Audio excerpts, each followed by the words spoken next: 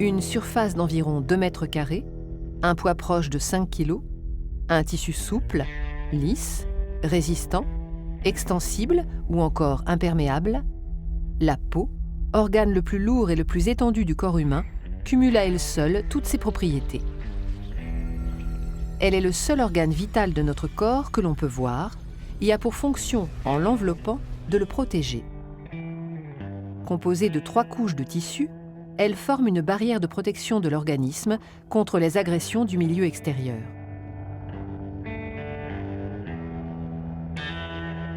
L'épiderme, c'est la couche superficielle directement en contact avec l'extérieur. Constituée d'une juxtaposition de cellules jouant le rôle de briques, comme dans un mur, appelé kératinocyte, il forme un bouclier presque imperméable et joue un rôle déterminant dans la bonne santé de la peau. Les cellules jeunes des couches profondes se multiplient et migrent continuellement vers la surface, repoussant les cellules âgées de plus en plus loin de leur source d'approvisionnement. 30 jours suffisent pour les renouveler totalement. En migrant à la surface de l'épiderme, les kératinocytes s'aplatissent, perdent leur noyau et meurent.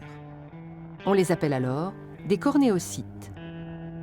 Ces cellules mortes forment une couche étanche et très résistante, la cornée. Arrivés à la surface de la peau, les cornéocytes se détachent un par un, c'est la desquamation. L'épiderme n'est pas irrigué directement par des vaisseaux sanguins, mais par diffusion du derme.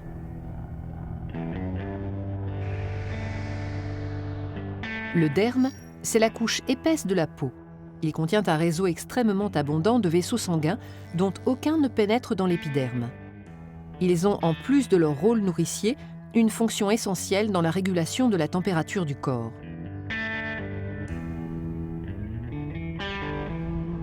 On trouve également dans le derme du collagène et de l'élastine, qui confèrent à la peau son élasticité et sa résistance.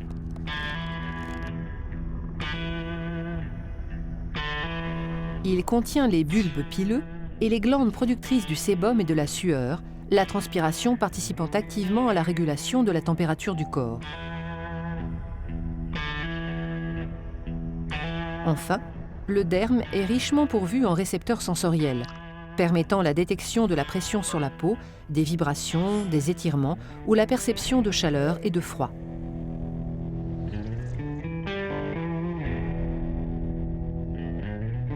L'hypoderme est la couche la plus profonde, dans laquelle se trouvent la plupart des cellules graisseuses, les adipocytes.